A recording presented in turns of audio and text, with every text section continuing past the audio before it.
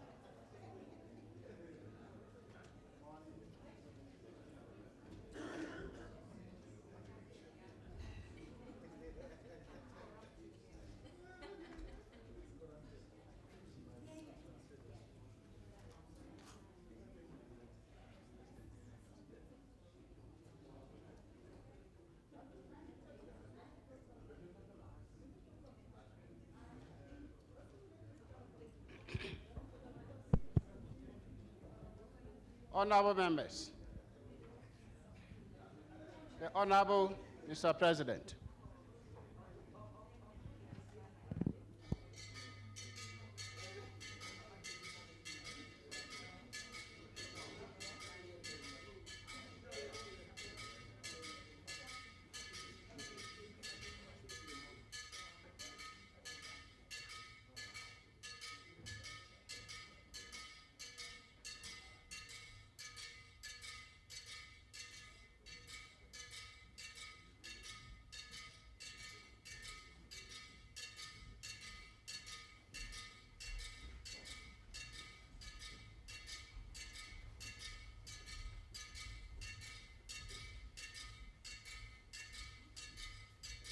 Quorum of meeting of Parliament.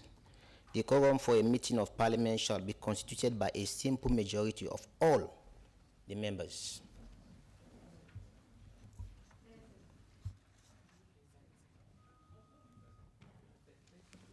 Oui. Article 50. Rule 55, you said?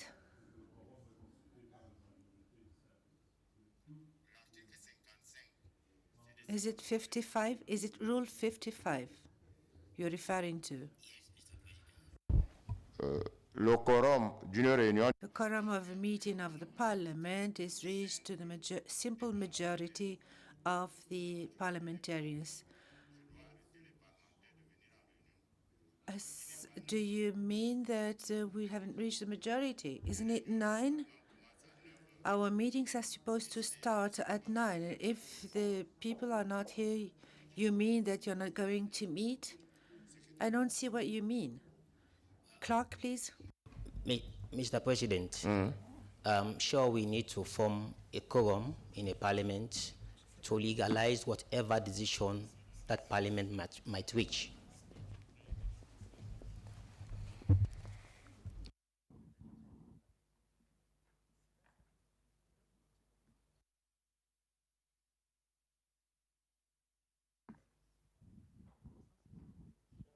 chers collègues, Dear colleagues, you're fully right. This is exactly what I'm saying. The question is, now if our colleagues are not coming, and this Rule 55 you've just referred to says that the decisions of the Parliament are made by consensus. If the colleagues do not come, we are not going to meet. So, are we going to meet or not? It's not written in our text that we should not hold the meeting.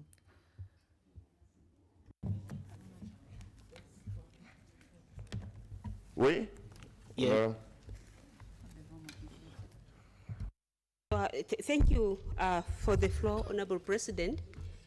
I'm aware of that rule, but I'm sure the intention of that rule is to ensure that whatever decision we are making, there must be a simple majority. But President has it. Even during Madam Mongela, she started. No matter the number of MP are there, I should think I'm likely to agree with you, Honorable President. But when it comes to the voting, then that question arises. I should think. No. I'm just trying to interpret the intention behind that rule. Thank you. Oui. No, Mr. President, the rules are clear. If you don't have a quorum, you can't have a meeting. So we're not talking about taking votes. We're talking about holding the meeting itself. If there's no quorum, there's no meeting. Yes.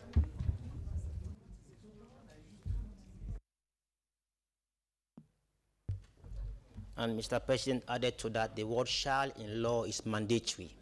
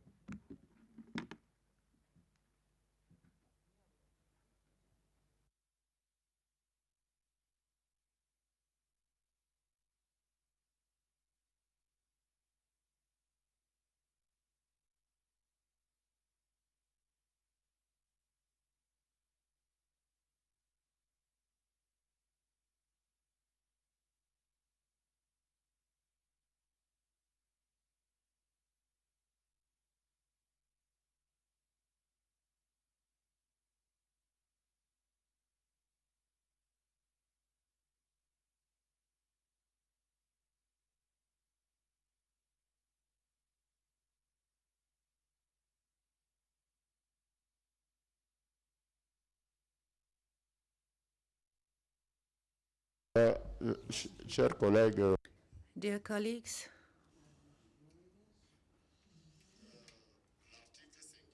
Rule 55, referred to by our colleague, are questions for our participation in our meeting. If we are to implement it today, it means that from now on, if that a colleague is not here, he should make a proxy, give a proxy to another colleague. But there is no proxy vote in our assemblies. Now, if the members are not here, and it turns out that they are back home, what are we going to do? Because I cannot prevent any of our MPs to go back home and or to ask the MPs to come forcibly to the meetings. So oui, Thank you, Mr. President. I think we need to consider a number of things. Maybe first of all is that let us acknowledge the point raised by Honorable Commander in relation to the article that have been read before us as this August House. And I also appreciate the fact that the other members, especially from Mauritius, they are according to this. But, Mr. President, we are an institution that, you know, is drawn up by a number of member states. And we have a number of reasons why some of us are not here. Some have not even been delegated by their countries. Some are in election. Some are all over. So as an August House, Mr. President, I think there is a mechanism that we can utilize, because if we embrace this article today, I want to believe, Mr. President, it will always catch up with us in every session, to such an extent that I don't foresee this parliament sitting in many sittings that would come thereafter. So I beg to move the honorable members that let us refer this rule back to the Rules Committee so that they interrogate it and see how we can harmonize our operations, because we cannot stale the parliament because of the number of honorable members that are not here. And on top of that, Mr. President, let us regulate ourselves and evoke the standing orders aside today and continue with the business of the trade. I beg to move, members. Thank you. merci beaucoup. thank you very much. Mr. President, not to go back into history, but I think in any parliament, in anything that is done, precedents are set. And when you set a precedent, that precedent carries. Mr. President, we elected you without a simple majority in this House. So if we want to follow that rule, could you stand down, please? That's the simple explanation, Mr. President. I've been here since 2004. Never, ever have we had a simple majority of all members in Parliament, due to a number of reasons, some of which were explained by my honourable colleague from Swaziland, Mr. President. Mr. President, in Africa, we meet and decide by consensus. When we have to vote, it's a last resort. We are here by consensus. Let us continue by consensus. Let us have this meeting. I beg to move, Mr. President. Thank you. Thank you, Mr. President. I've been adequately covered by the previous two speakers. There is a precedent, and I think we should follow that. We've done such important work, and there are quite a few resolutions on the order paper, which will, if we don't pass it now, will impact and not have any value to the work, the 2 weeks that we've spent here.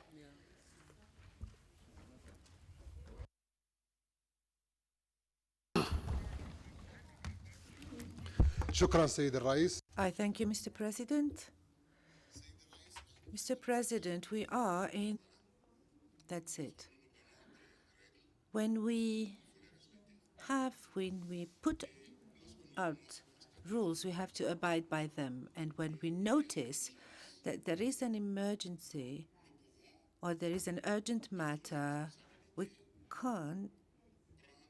can, in full responsibility, make decisions concerning us. To have representatives of African people put in rules and then after that trying and find pretexts to say that, for instance, there was no majority when electing such and such person. That is somehow escaping our responsibility. So it is in full conscience that we shoulder our responsibilities. If today we see that there is any urgent matter, it is together that we have to make this decision. I want you, Mr. President, to be careful to the last part of my comment. The daily allowances that we take, and this is the second session,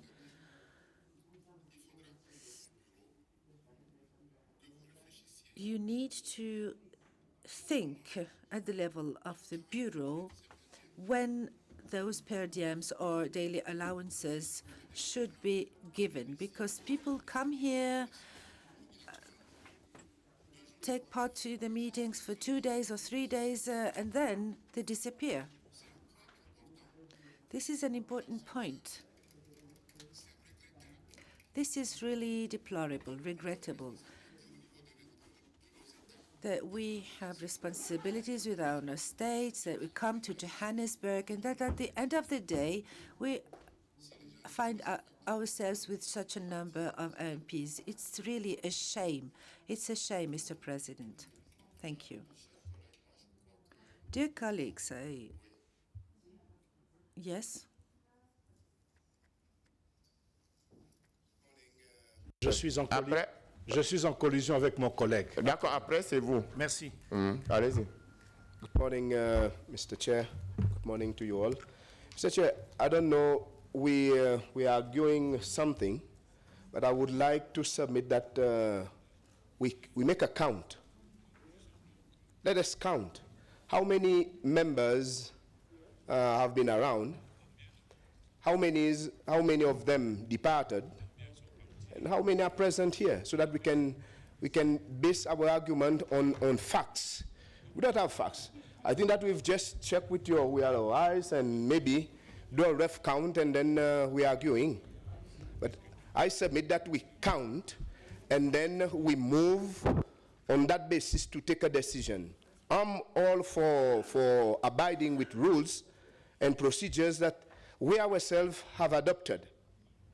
And if we not to abide with the rules and procedures here, I would say that we don't have it, or we don't have the rules and procedures. That doesn't mean that we should not apply certain level of flexibility when the need arises, but I insist that we need to abide with the rules and procedures that we ourselves have adopted. Thank you very much. Merci, Honorable Akanda. Thank you, Honorable. Thank you, Mr. President, for this opportunity. I'd like to echo my colleagues and ask the question of when the per diem should be paid. But I think the answer is very simple. Per diem should be paid at the end, that is the day of the closing of the session. And then we will have the problem settled once and for all. This is my proposal. Furthermore, and regarding our work, our proceedings, I'd like to note that if we have not followed the traditions or the customs, the bureau that you are chairing wouldn't have been able to seat. You are even in the bureau, there are only 2 members. So what are we talking about here? We are talking about continuing our work. The sessions have not been adjourned, have not been closed.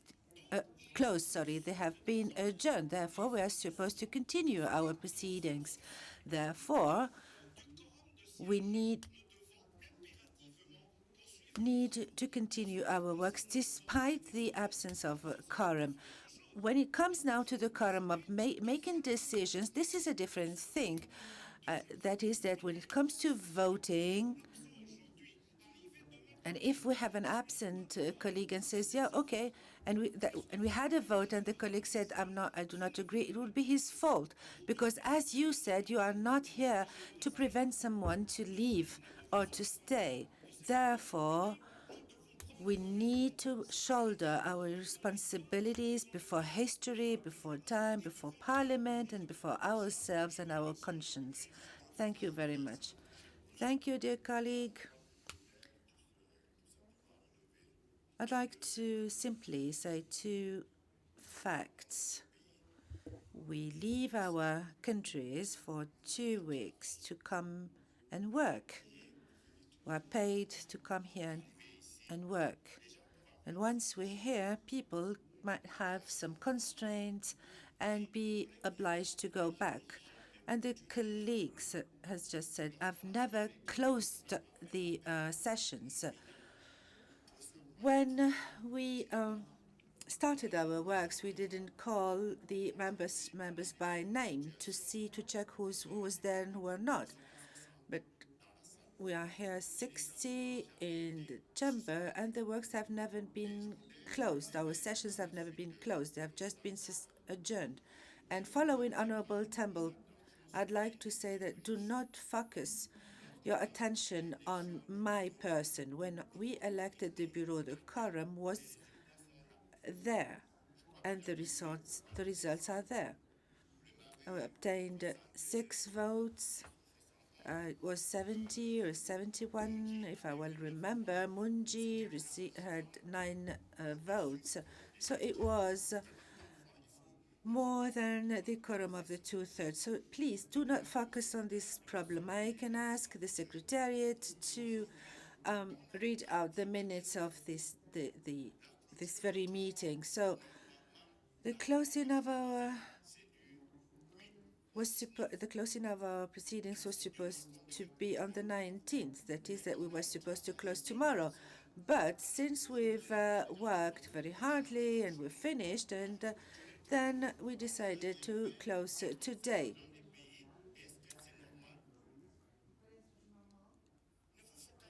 So please do not focus on my person.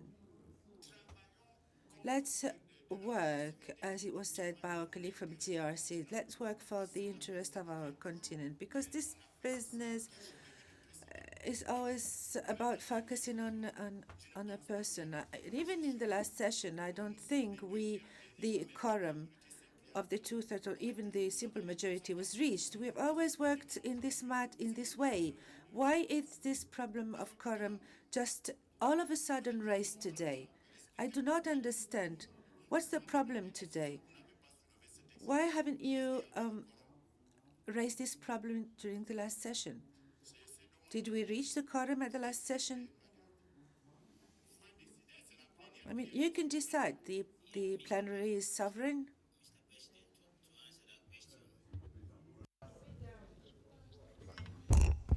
Thank you, Mr. President and honorable members. Honorable members, there are times when we do things that are not in keeping with our rules, but we still go ahead and do it because nobody has called our attention to it. But the sooner an attention is called, then that is where the problem is. If in the past, at the last day of the sitting, we have passed our resolutions and we have passed our recommendations, even when we don't have the simple majority, set aside certain standing orders in order for the business of the House to continue. So this is just what I'm saying. It has now dawned on us, but maybe we should now start discussing through the Rules Committee, what do we do so that in future, if we find ourselves in this situation, what should be the exit point? This is my question. Mr. Victor. Thank you. Thank you so much, Mr. President. I think I moved a motion which was basically seconded by the honorable member from Swaziland, Mike Temple, to say let us continue in this business. And I humbly request you, Mr. President, we're existing a lot of time now deliberating on an issue that we have a consensus about. We have all agreed that this business of today let it continue, because we have the interest of the African people in you. Thank you so much, Mr. President. Merci beaucoup, chers collègues. Notre Thank you very much, dear colleague. Our proceedings will continue. We've already adopted that with the majority. Dear colleagues, I want to say something. The purpose of the per diem, what is it? The purpose of the per diem is to optimize the attendance of members in our sessions in order for us to be here in a good number. But the Honorable from Togo has just referred to that. When people come here for one day, then they get their per diem and leave. So we are adults, and unfortunately, this is the kind of project that does never come to fruit. The code of conduct has never been implemented. When are you implementing? So, Mr. Clark, you have the floor. Presentation and adoption of the resolutions, recommendations, and declaration of the fourth ordinary session of Parliament. J'invite le secrétaire général du I'd like to invite the Clerk of Parliament to present the first resolution.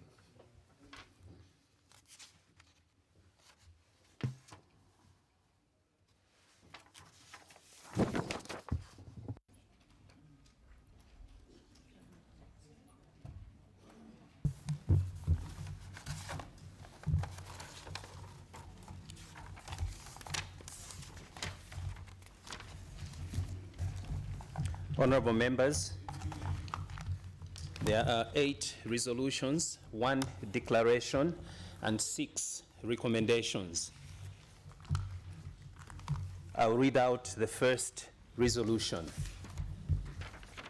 Draft resolution on the establishment of a Pan-African Parliament Forum on Trade, Customs, and Migration.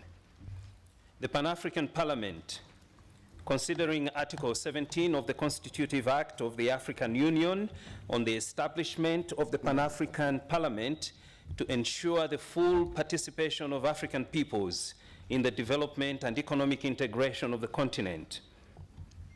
Considering also Article 3 of the Protocol to the Treaty establishing the African Economic Community relating to the Pan-African Parliament, and Rule 4A of the Rules of Procedure of the Pan-African Parliament, which empower the Pan-African Parliament to facilitate the implementation of policies, objectives, and programs of the African Union and to oversee their effective implementation. Recalling the African Union Assembly Decision AU-DEC.394/18 of 2012 on the establishment of the Action Plan for Boosting Intra-African Trade, BIAT, and the Continental Free Trade Area, CFTA, by 2017 in order to boost intra-African trade, particularly in the area of trade policy, trade facilitation, productive capacity, trade-related infrastructure, trade finance, trade information, and factor market integration. Recalling further the African Union Millennium Integration Program, MIP, adopted in 2009 as one of the steps towards the African Economic Community, AEC, in line with the Abuja Treaty. Noting with deep concern the low level of intra-African trade due to the lack of capacity of the manufacturing sector, the undiversified production, lack of coordination and harmonization of production and marketing policies, which make Africa in the last position as compared to other regions of the world, such as East Asia, where trade is believed to have been particularly instrumental in the development of that region and has had an enormous impact on poverty levels through its effect on economic growth, employment, consumer prices, and government revenues and spending. Acknowledging that trade is a powerful engine for economic growth and development, as recognized by the United Nations Economic Commission for Africa's computable general equilibrium modeling of a continental free trade area, which estimates the impact of the removal of all internal tariffs on goods and finds that the share of intra-African trade would increase from 10.2% in 2010 to 15.5% in 2022 after the establishment of the CFTA. Cognizant of the role of parliamentarians in the process of boosting intra-African trade and fast-tracking the establishment of the Continental Free Trade Area, negotiations in line with the Decision Assembly of January 2012. Acknowledging further the efforts at both national and regional levels by the regional economic communities and member states to elaborate and ratify the protocols on the free movement of persons, rights of residence, and establishment in the RECs, which is a priority in the African Union Millennium Integration Program. In accordance with Rule 5D and Rule 24.1 of the Rules of Procedure of the Pan-African Parliament, now hereby resolves: 1. The Pan-African Parliamentary Forum on Trade, Customs, and Immigration is hereby established with the following objectives. A, to advocate for the ratification and domestication of relevant trade agreements, working closely with RECs and relevant African Union and United Nations organs, institutions, and agencies, as well as other development partners. B, to ensure capacity building, experience and knowledge sharing amongst African members of parliaments on parliamentary monitoring of and oversight over trade agreements and deals. C, to create an interactive platform for African parliamentarians to share best practices on trade facilitation, working in collaboration with speakers and presidents and clerks, secretary generals of African parliaments. D, to empower national portfolio committees on trade to effectively carry out their parliamentary oversight and legislative functions and hold the executive accountable on the ratification of trade agreements and implementation of trade facilitation measures. E, to promote regional integration, the establishment of the Continental Free Trade Area and the free movement of goods, services, capital, and people across the African continent. F, to advance the adoption of legislations that facilitate the establishment. Cher collègue, faites l'objet. Dear colleague, you would like to make an objection on the whole resolution or just part of the resolution? Then if it is just part of the resolution, then you can do that. We will take note, okay, and we will include it. Can you please tell us about your objection? Then if it is adopted by the House, we will submit it to the Secretariat.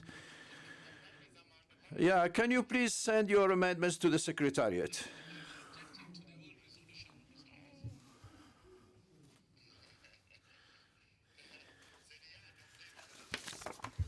It's adopted, unfortunately.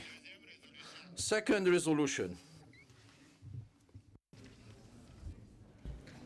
Mr. Clark, you have the floor. Thank you, Mr. President. With the indulgence of members, I propose to read the heading of the presentation and the actual resolution at the end. Resolution number 2. Resolution on the free movement of people in Africa and the African passport.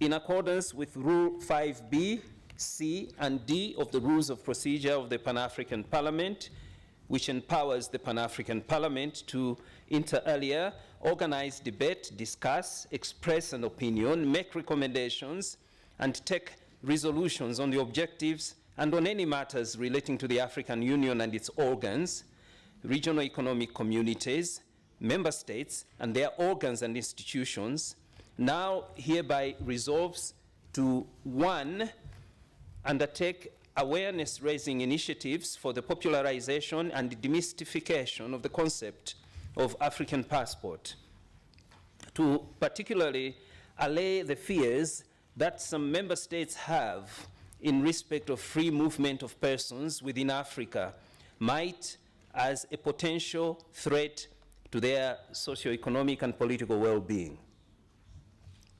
2, initiate advocacy activities for the adoption and ratification of the draft protocol on free movement of persons, right of residence, and right of due for consideration in AU January 28 summit. 3, set up a mechanism for monitoring progress on and coordinate domestic parliamentary oversight over African Union member states' signature, ratification, and implementation of the draft protocol on free movement of persons, right of residence, and right. 4,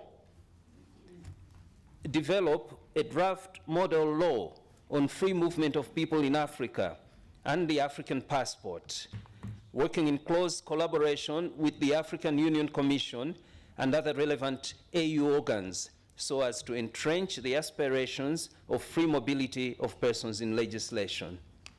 Thank you. Pas d'observation. No observations, no remarks, adopted.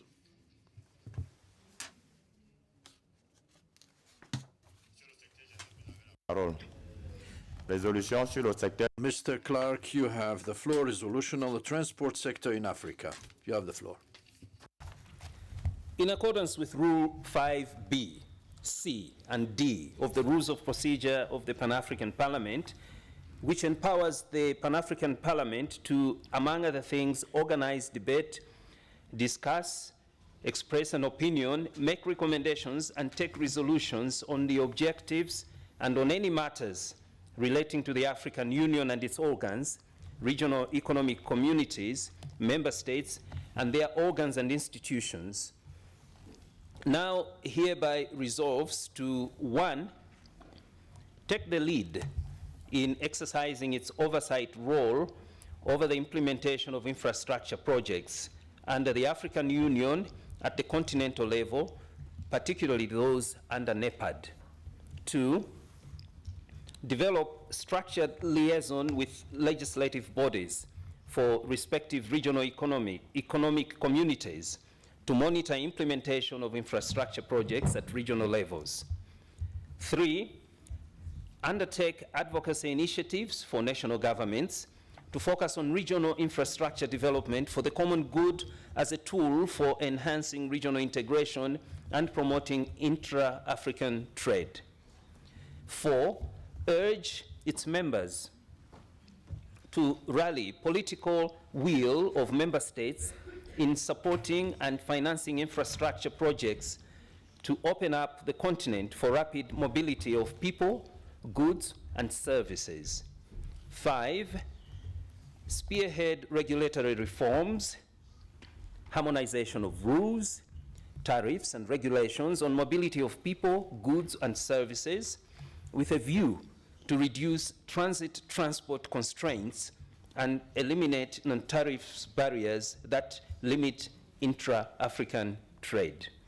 6, formulate a clear legal framework on transport infrastructure development in Africa. Thank you.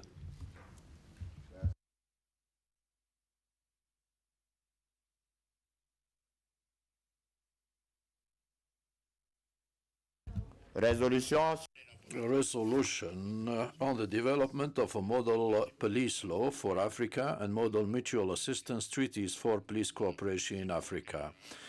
Mr. Clark, please.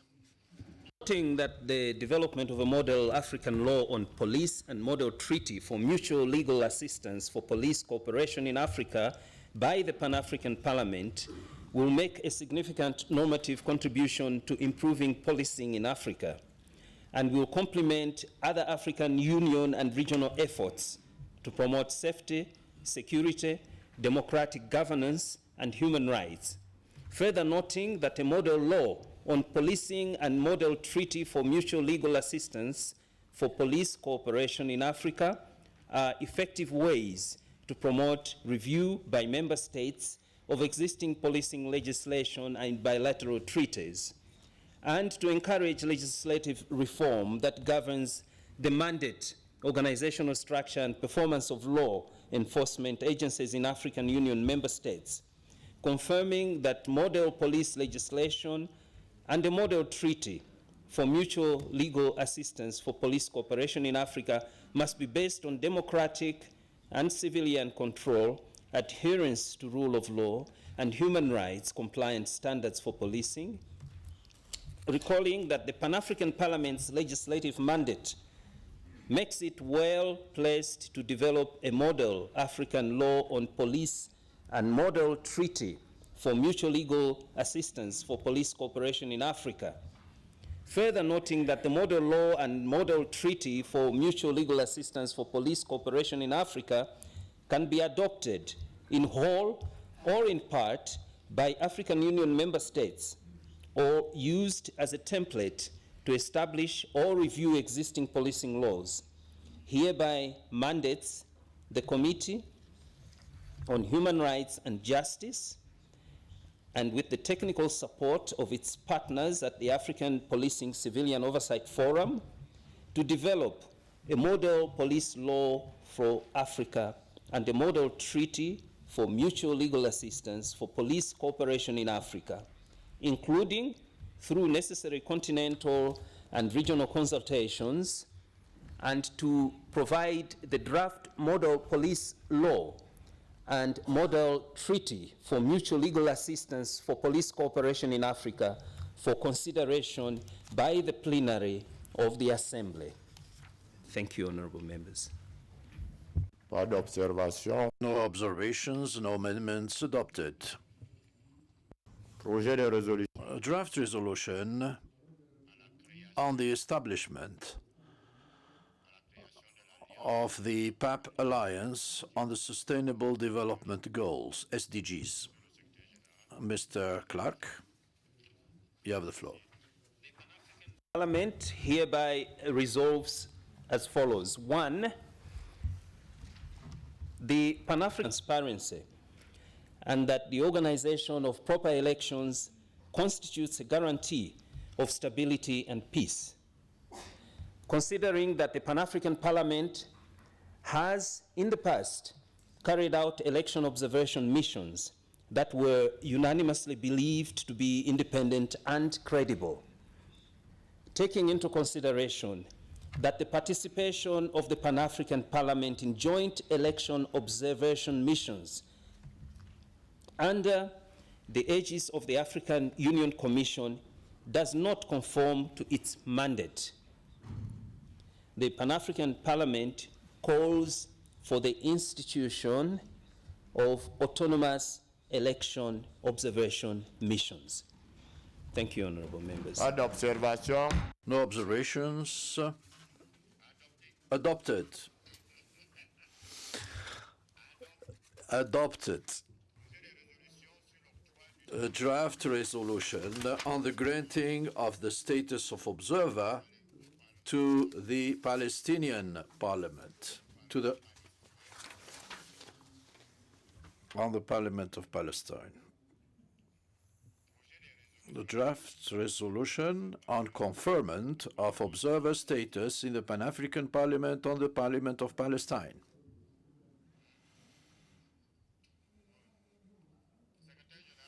Mr. Clark, please, you can proceed. Parliament, deeply concerned about the plight of the Palestinian people, recognizing the legitimate aspiration of the Palestinian people to freedom and sovereignty of its territory, expressing its support for the liberation struggle of the Palestinian people, mindful of the provisions of Rule 77, Sub-Rule 4 of the Rules of Procedure, which provide that special observer status may be conferred on parliaments outside Africa, decides to confer observer status on the Parliament of Palestine. Adopté. Adopted. A draft resolution on the rotation of the presidency of the Pan-African Parliament. Mr. Clark, you have the floor. The Pan-African Parliament, noting that the principle of rotation of the office of the President of the Pan-African Parliament is not prescribed in the basic texts of the Parliament. Aware of the fact that this principle is expressly mentioned in the amended protocol of the Pan-African Parliament, Article 12(1), adopted by the 23rd Ordinary Session of the Assembly of Heads of State and Government in Malabo, Equatorial Guinea, on 27th June 2014.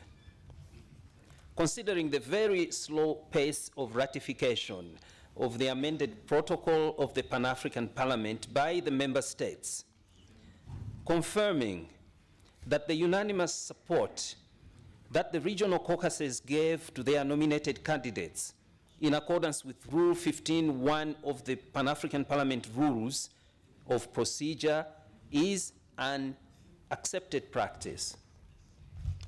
Recognizing that the African Union respects the practice of rotating the presidency of its organs, accordingly decides that the rules of procedure of the Pan-African Parliament be amended in accordance with the provisions of Rule 93 to include the principle of rotation of the office of the President of the Pan-African Parliament. Adopté. Adopted. A draft declaration of support to Palestinian prisoners. A draft declaration of support to Palestinian prisoners.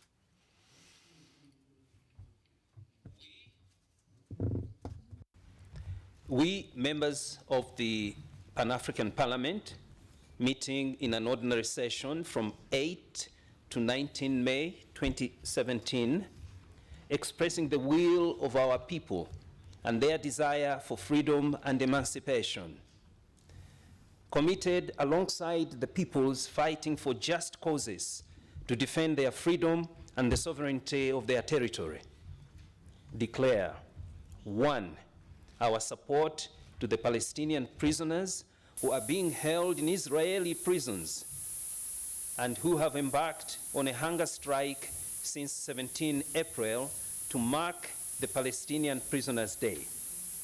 2, pay tribute to the struggle of the Palestinian people. Adopté. Adopted.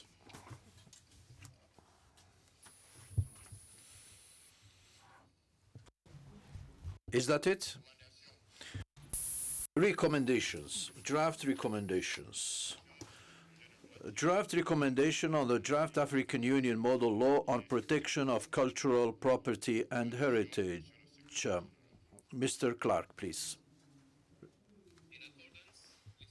5D of the Rules of Procedures of the Pan-African Parliament, which authorizes the Pan-African Parliament to make recommendations and formulate resolutions on any matter relating to the African Union and its organs, regional economic communities, and their respective organs, member states, and their organs and institutions. The Pan-African Parliament now hereby recommends that 1, the African Union policy organs adopt the draft AU model law on the protection of cultural property and heritage, and urge African Union member states to adopt it and or bring relevant national legislations in line with the African Union model law.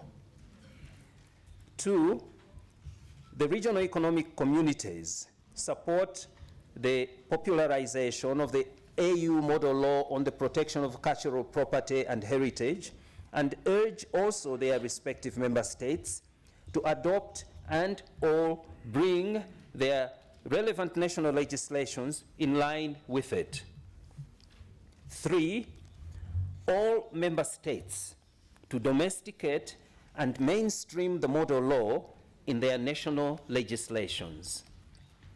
4, encourage member states to eliminate onerous clauses in their national laws, impeding on cultural diversity rights or contributing to cultural domination and falsification. 5, the national parliaments, civil society organizations, and all other shareholders, all other stakeholders, to ensure the protection and preservation of national cultural property and heritage. 6, the Pan-African Parliament to develop a framework to guide the collaboration with national parliaments in monitoring and evaluating progress on the adoption and or use of the model law on the protection of cultural property. Adopted. It stands adopted. Draft recommendation on enhancing institutional and legal environment for the rights of girls and women's education. Mr. Clerk, the recommendation is found on page 6.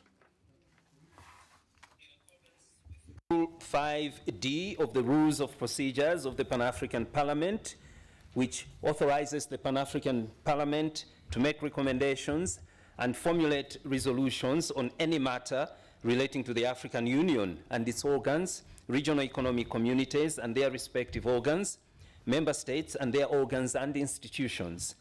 The Pan-African Parliament now hereby recommends that AUC, RECs, and member states to 1, implement legal policies, instruments, and related to women and girls. I'll read that again. AUC, RECs, and member states to 1, implement legal policies, instruments related to women and girls' rights to access educational systems need to be adopted and ratified at global, regional, and national levels. 2, undertake strong measures at the policy and management of spheres. 8, the improvement of the existing educational management and information system to capture detailed and disaggregated data on many aspects of education, such as the quality aspect, the transformational experience of learners and teachers, and the gender dimension in a comprehensive manner, and assessment of progress on access, retention, and completion of girls and young women in their educational system. 9, encourage public-private sector collaboration as well as involvement of NGOs and CSOs working in the education sector in addressing a variety of socioeconomic and cultural barriers.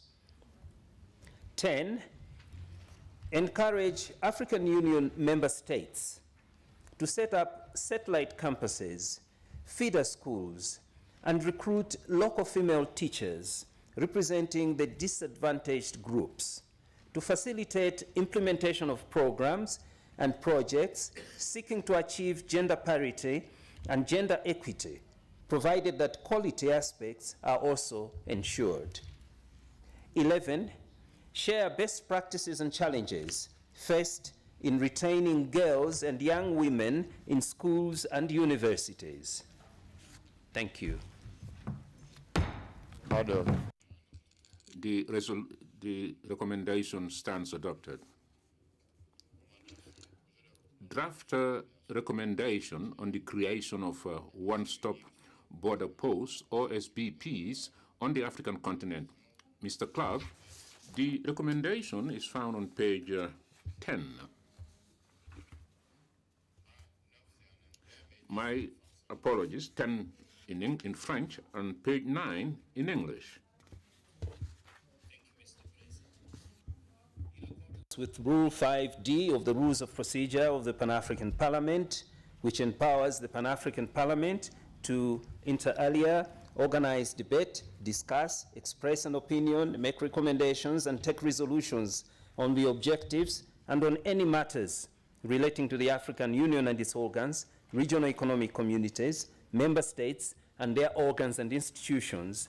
The Pan-African Parliament now hereby recommends: 1, the regional economic communities to promote the expansion of one-stop border posts in the continent, as this mechanism can help reduce transit times for traders and ease human mobility within African regions. 2, the RECs to accelerate the process of regional integration and to ensure that human mobility concerns are adequately addressed on the continent by promoting the free movement of people, goods, and services. 3, member states to adopt necessary measures to accelerate the simplification and standardization of customs procedures by harmonizing the nature of the required documents, information, and progressively migrating to IT-based customs and immigration management and controls. And to that end, A, to sensitize their police and security services, customs agents, and other relevant stakeholders on trade facilitation measures and instruments. B, invest in customs administration reforms that cultivate a high level of professionalism, integrity, and transparency on their procedures. C, design capacity building program in the area of border management. D, take appropriate border management responses at times of humanitarian crisis to ensure that border management practices can be adjusted to the needs of specific groups found within complex mixed migration flows. 4, the African Union to assist and encourage the regional economic communities to implement regional support programs for cross-border cooperation. Thank you. No observations, no comments. It stands adopted. Draft recommendation on the free movement of people in Africa and the African passport. Mr. Clark, the Pan-African Parliament recommends. Please go ahead. The Pan-African Parliament hereby recommends that 1, the African Union member states ratify all instruments relating to facilitating the free movement of persons and goods within Africa and issuance of the African Union passport. 2, the regional economic communities and national parliaments initiate applicable legislation to domesticate and implement continental instruments on the free movement of persons and goods. 3, the African Union Commission initiate an interministerial and interagency approach to analyze the consequence, trends, and status of migration in Africa so as to compile credible data for informed policy formulation on migration.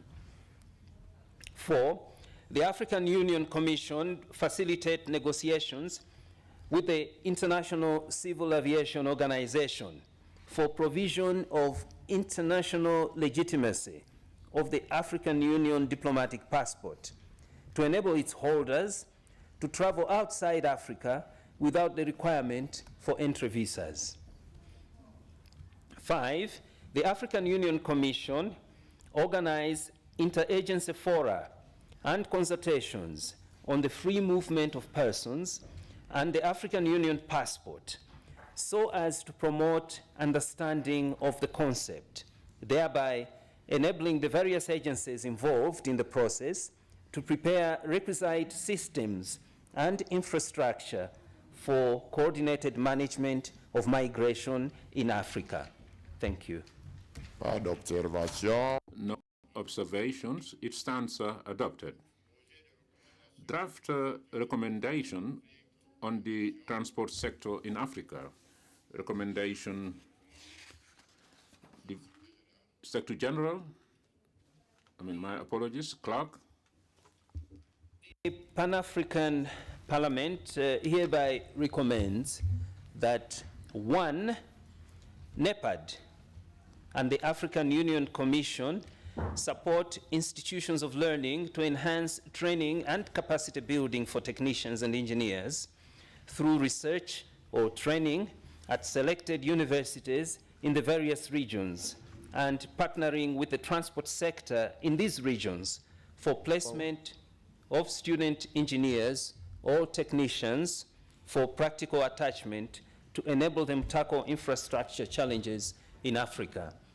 2, the African Union facilitate intra-Africa education exchange programs and harmonization of the engineering and technology training across the continent, so as to produce technicians and engineers capable of handling infrastructure projects in respective member states of the regional member countries. 3, the African Union Commission initiate the recast of education curriculum for technologists and engineers to focus on African infrastructure challenges, imparting appropriate social skills and practical competencies to increase their employability in their countries and across the continent. 4, the African Union partner with development partners and select universities to put in place an engineering scholarship program to fund promising engineers or academics to study in specialized fields and undertake research aimed at finding solutions to Africa's infrastructure challenges. 5, the governments of the African Union member states submit to their national parliaments all treaties, agreements, and protocols on the transport sector improvement for ratification in order to enable African Union agencies, particularly NEPAD. It was at the last session. Was it discussed once again? Well, no, my dear colleague. Yes, please. My dear brother, these recommendations are presented at the plenary, and it is up to the committees to present them, or honorable parliamentarians, on an individual capacity. This recommendation was presented by the Human Rights Committee, and with respect to the study conducted in March, this was presented at the plenary for consideration. And from the legal perspective, this approach is legal, so we do not accept for this to be deferred. The president of the Committee of Justice, did we at the plenary discuss the case of the Western Sahara at this very session? Merci. Thank you, Mr. President. Yes, we discussed it at the committee level, but then we were not able to come and discuss it here at the plenary before its adoption. Madam, let us, even at the authority of the heads of states, this recommendation was made. At the last session, we did come up with the recommendation, but in the instant case, this item was not included in the agenda.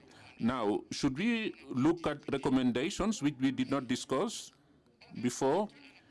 It would be deferred to the next session because it is already the subject of a recommendation. Monsieur le Président. Mr. President,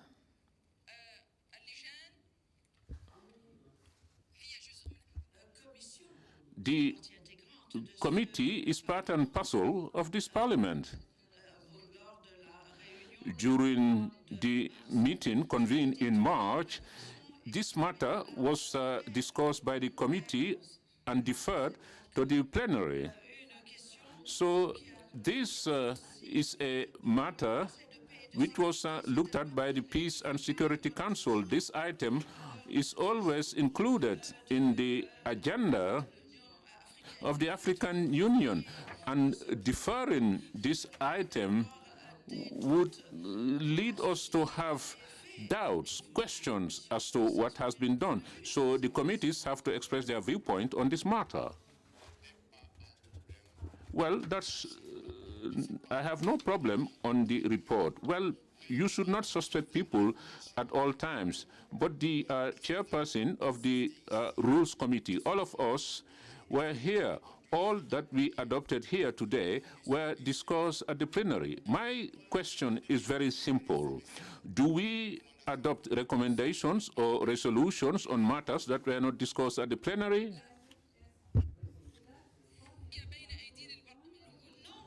No, the documentation is brought before the parliamentarians, and it comes from a committee of the parliament. This was submitted to you in all the working languages, and it is legally normal, and you can look at the recommendations. You can add or delete what you want. Today we are applying the rules of PAP, and it is submitted for the attention of the parliamentarians. Madam the Chairperson of the Rules, Committee of Rules, I would give you the floor now.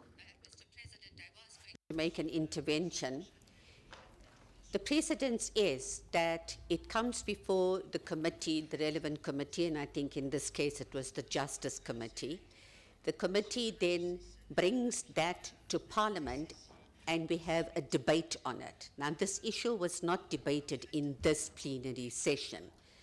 And even though the documentation was circulated to all of us in different languages, none of us had the opportunity to stand up in the plenary and debate that. Therefore, we will have to hold over until we can properly adopt this.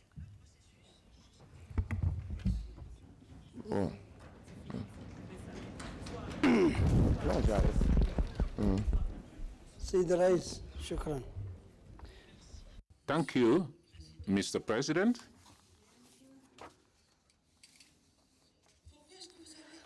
Why then did you accept for this draft resolution to be contained in this document? You should not have included them among the draft recommendations. There was no need to incorporate this draft resolution here. This is why I have some questions. I have doubts, Mr. Chairperson. Well, we have now been enlightened. It will be brought before the committee, and therefore it stands adopted. President Kasingo, on a different issue. On a different issue. Please. Clarity, Mr. President. You said it's adopted? No. You should have said noted. No, I said that it has been deferred to the committee so that the committee draft resolution, there are no references to the committee. This is where the problem lies.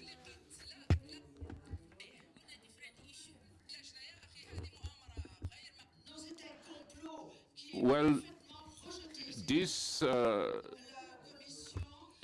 has been rejected. The Committee of Justice and Human Rights has submitted this to the Secretariat. The Rules Committee, it is stated that this committee has taken a decision. No, this is not acceptable. Distinguished presidents of the permanent committees, the regional committees, the chairperson of the Women's Caucus, honorable parliamentarians, distinguished ladies and gentlemen, we have now arrived at the end of our deliberations after 2 weeks of discussions and high-level exchanges. The fourth ordinary session of the Pan-African Parliament was particularly important, not only in terms of the issues, but also the privilege given to us to have them next to us. I have now the opportunity of officially thanking on behalf of the Pan-African Parliament Their Excellency Roch-Marc Christian Kabore, President of Burkina Faso, and Professor Atofeso Puta Mutharika, President of the Republic of Malawi, without forgetting the First Lady of the Republic of Malawi, Dr. Gertrude Mutharika, who, despite a busy schedule, have devoted their precious time to be here with the honorable parliamentarians under this Pan-African Parliament. The Pan-African Parliament has acknowledged the services rendered by the First Lady of Malawi during her mandate as parliamentarian and has received the award of goodwill of the Pan-African Parliament. We were also privileged to participate in the ceremony of the intronization of new members. And honorable parliamentarians, dear colleagues, once again, we would like to congratulate you and your parliamentarians and your counterparts, as well as the whole staff of this institution.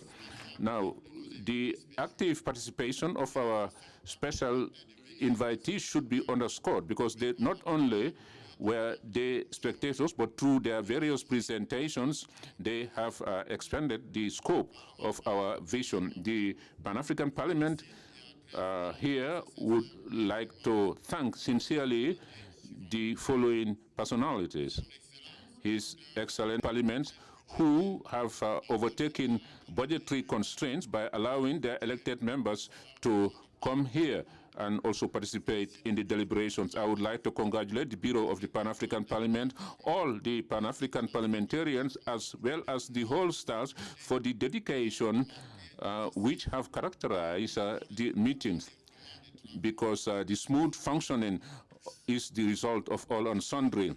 Now, coming back to the conduct of the deliberations themselves, one of the main missions of the May session was to particularly monitor the resolutions taken during the session of the permanent committees.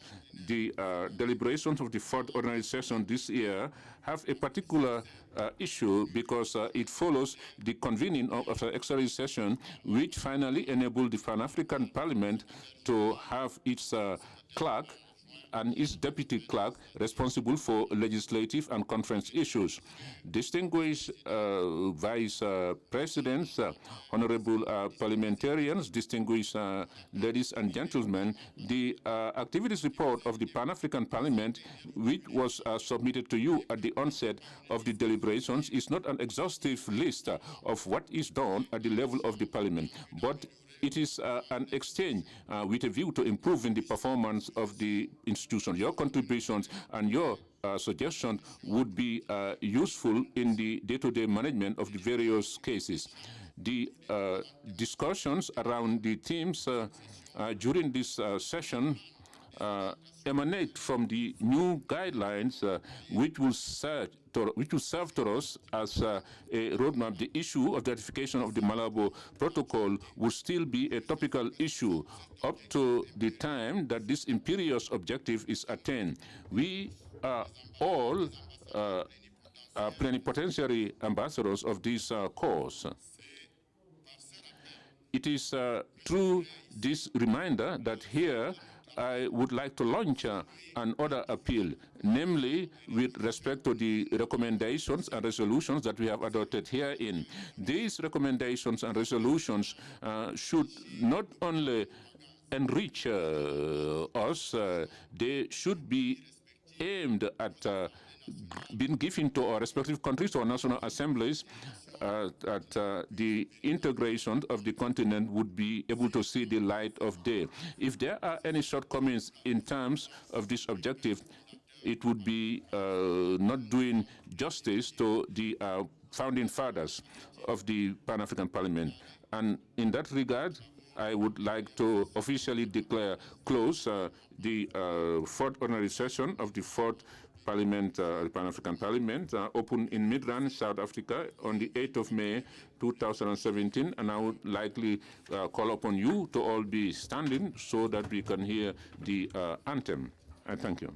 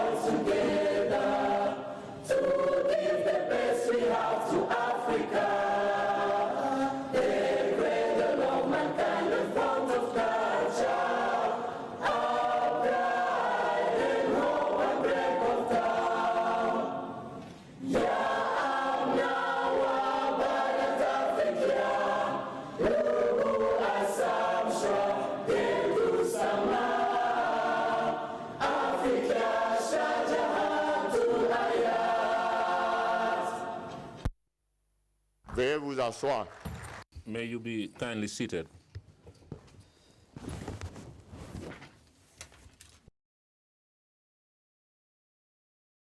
Je mets l'ensemble. I table all the resolutions